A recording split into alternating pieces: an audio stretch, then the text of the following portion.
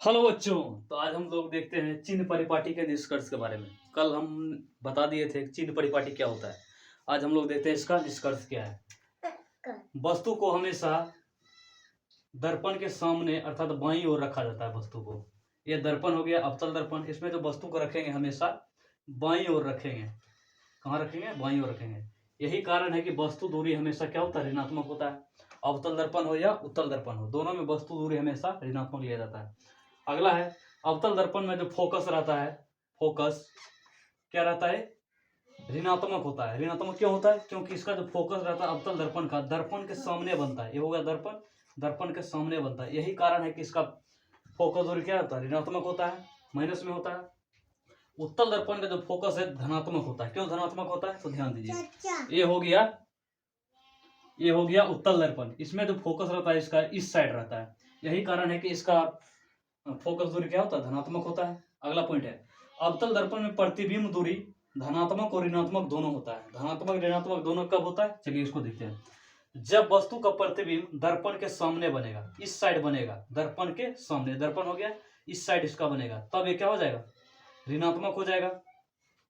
और ऋणात्मक बाद क्या? वास्तविक और उल्टा बनेगा। ठीक है। अगर यही प्रतिबिंब दर्पण के पीछे बनेगा इस साइड, तो इसका क्या हो जाएगा? प्रतिबिंब दूरी प्लस में आ जाएगा, धनात्मक हो जाएगा। और ये जो बनेगा काल्पनिक बनेगा। या यदि वस्तु दूरी फोकस दूरी से ज्यादा हो तो प्रतिबिंब दूरी क्या हो जाएगा? माइनस में होता है। वस्तु दूरी ज्यादा हो फोकस दूरी से, जैसे वस्तु दूरी मान लेते कितना हो गया? 5 सेंटीमीटर, और फोकस दूरी कितना? 10 सेंटीमीटर, सॉरी 2 सेंटीमीटर। यहाँ पर क्या वस्तु दूरी ज्यादा है। अगर वस्तु दूरी ज्यादा हो जाएगा तो क्या हो जाएगा? प्रतिबिंब माइनस में बनेगा, इसका ऋणात्मक हो जाएगा। अगर वस्तु दूरी कम होगा, अर्थात यहाँ पर क्या होगा? 10 कर देते हैं, क्या हो जाएगा? वस्तु दूरी तो कम ही है, 5 है, फोकस कितना? 10 है, तब इसका जो प्रतिबिंब दूरी हो जाएगा क्या हो जाएगा? धनात्मक हो जाएगा, अर्थात प्लस में हो जाएगा। अगला है वक्रता त्रिज्या माइनस होता है। किसका? अवतल दर्पण का। अवतल दर्पण का जो वक्रता त्रिज्या है क्या होता है? माइनस में होता है। माइनस में क्यों होता है? क्योंकि हम लोग जानते हैं F बराबर R/2। F का ही तो सूत्र है। अवतल दर्पण में जो फोकस रहता है क्या रहता है? माइनस में आता है, ऋणात्मक होता है हमेशा। यही कारण है कि इसका वक्रता त्रिज्या भी क्या होगा? ऋणात्मक होगा, वही यहाँ दिया गया है। लेकिन उत्तल दर्पण का जो फोकस रहता है क्या रहता है? प्लस रहता है, धनात्मक होता है। यही कारण है कि इसका वक्रता त्रिज्या भी क्या होता है? धनात्मक होता है। अगला है वस्तु की ऊंचाई प्लस होता है अर्थात धनात्मक होता है। कब? जब वस्तु को प्रधान अक्ष या मुख्य अक्ष के ऊपर रख देंगे, क्या हो जाएगा? इसका वस्तु की ऊंचाई धनात्मक हो जाएगा।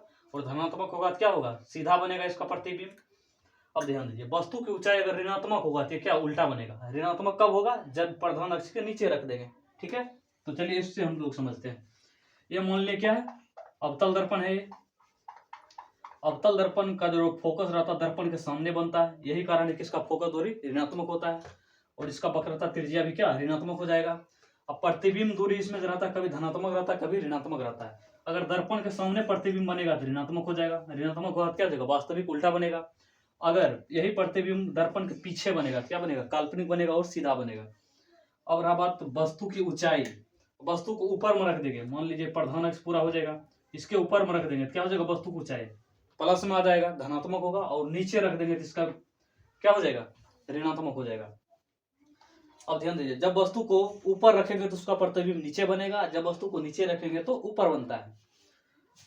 अब ध्यान दीजिए, ये रहा उत्तल दर्पण। उत्तल दर्पण का फोकस जो रहता है इसका क्या रहता है? इसका जस्ट अपोजिट रहता है। यहाँ पर इसका फोकस दूरी रहता है, जिसके कारण इसका फोकस दूरी क्या? प्लस में आता है, धनात्मक आता है। और इसका वक्रता त्रिज्या भी धनात्मक ही आता है।